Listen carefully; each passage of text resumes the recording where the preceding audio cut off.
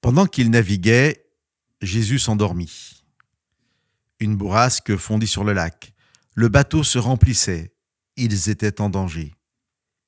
Ils vinrent le réveiller en disant « Maître, maître, nous sommes perdus ». Réveillé, il raboua le vent et les flots qui s'apaisèrent. Le calme se fit. Puis il leur dit « Où est votre foi ?»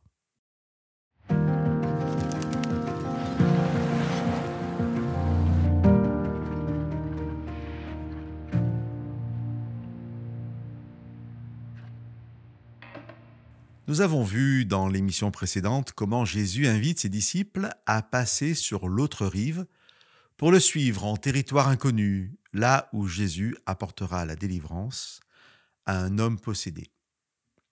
Nous avons vu aussi que la traversée du lac ne se fait pas sans grosses difficultés à cause de la tempête. Mais au final, la bénédiction que Jésus a pu apporter sur l'autre rive justifie à elle seule les épreuves à surmonter.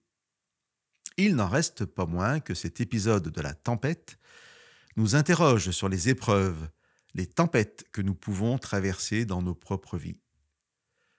Peut-on y voir une espèce de parabole pour nos vies d'aujourd'hui ? Il semble compliqué de faire le parallèle. Au temps de Jésus, celui-ci, pleinement homme, est soumis aux limites physiques comme tout un chacun. N'économisant jamais sa personne, il est suffisamment fatigué pour s'endormir durant une tempête. Aujourd'hui, nous sommes ceux pour qui Jésus a dit, avant de monter au ciel, « Voici, je suis avec vous tous les jours jusqu'à la fin du monde ». Jésus est présent par son esprit et pleinement Dieu, libéré de ses limites humaines.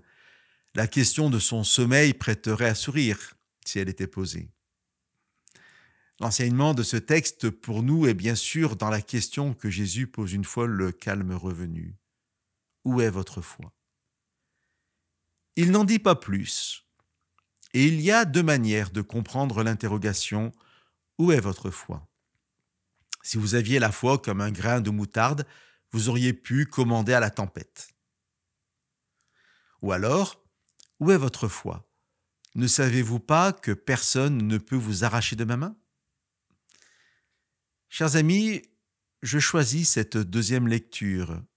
Et moi, comme vous, je suis incapable d'expliquer toujours pourquoi Dieu permet telle ou telle situation. Mais Dieu nous donne la foi pour être dans la paix, assurés de sa présence. Personne ne peut nous arracher de la main de Jésus.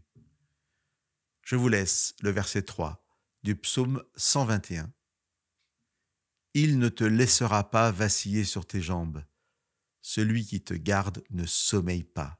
Non, il ne sommeille ni ne dort. » Que Dieu nous bénisse.